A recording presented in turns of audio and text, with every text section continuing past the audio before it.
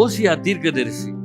தீர்க்கதரிசிகள் நிறைய நேரத்துல 100 ஆண்டுகளுக்கு முன்பாகவே சில காரியங்களை பல 100 ஆண்டுகளுக்கு முன்பாக செய்யறாங்க, சில காரியத்தை சொல்றாங்க. அதுல இந்த ஓசியாக்கு ஒரு ரொம்ப கடினமான வேலை கொடுக்கப்படுது.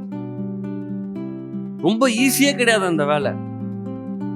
வல்லுநர்கள், வேத வல்லுநர்கள் எப்படி சொல்றாங்கன்னா, எப்படி ரட்சிப்பு கல்வாரி சிலுவையின் மூலமா கிடைக்கப்பட்டதோ அதுக்கு ஒப்பனையாக இந்த சம்பவத்தை சொல்றாங்க.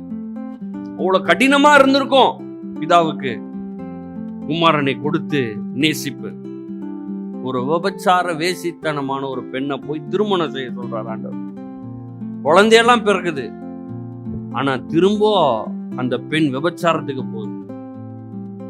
ஆண்டவர் திரும்ப சொல்றாரு, நீ போய் திரும்ப என்ன பண்ணு, போய் திருமணம் பண்ணிக்கோன்னு தேடுறாரு. போய் தேடி ஆக்ஷன் வச்சிருக்காங்க, விக்கிற இடத்துல நிப்பாட்டி வச்சிருக்காங்க. அந்த இடத்துல 15 வெள்ளிக்காசையும் வார்கோதுமையும் கொடுத்து திருப்பி வாங்குறாங்க. ஒருவேளை நம்ம நினைக்கலாம், அது ஏற்கனவே ஓசியாவுடைய மனைவி தானே அப்படின்னு. ஓசியாவுடைய மனைவி தான், ஆனா விக்கிறவனுக்கு காசு கொடுத்தாதான் இப்ப அவன் கொடுப்பான். நம்ம ஏற்கனவே ஆண்டவருக்கு சொந்தம் தான், பூமியும் அது நிறைவும் ஆண்டவருக்கு சொந்தம். ஆனா நம்மளை மீட்பதற்காக கல்வாரி சிலுவை இயேசு தம்முடைய ரத்தத்தை சிந்தினார், கடைசி சொட்டு ரத்தத்தை சிந்தினார், விலை கொடுத்து வாங்கினார். ஈடு இணையே கிடையாது. நம்மளாம் அவ்வளவு பிரஷியஸ். நீங்க எவ்வளவு வேல்யூ இன்னைக்கு உலகத்துல வேல்யூ போடுறாங்கல்ல. உங்க சொத்து மதிப்பு என்னங்க? வீடு, காரு, நிலம். என் விலை இயேசு கல்வாரி சிலுவையில சிந்தின ரத்தம்.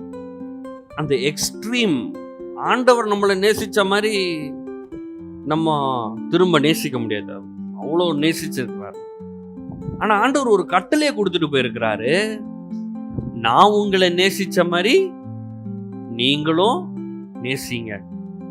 அப்ப அவருடைய நேசத்தையும் பாசத்தையும் அன்பையும் புரிஞ்சு கொள்ளலன்னா இங்க இருக்கிற மனிதர்களை நேசிக்கவே முடியாது.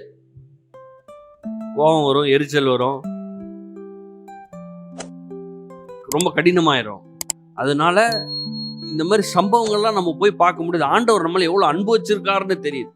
ஓசியா, இந்த பரபாஸ், இந்த மாதிரி சம்பவங்கள்லாம் போய் பார்க்கும்போது ஆண்டவர் நம்மளை எவ்வளவு அன்பு வச்சிருக்கிறார் அப்படின்றது தெரியுது.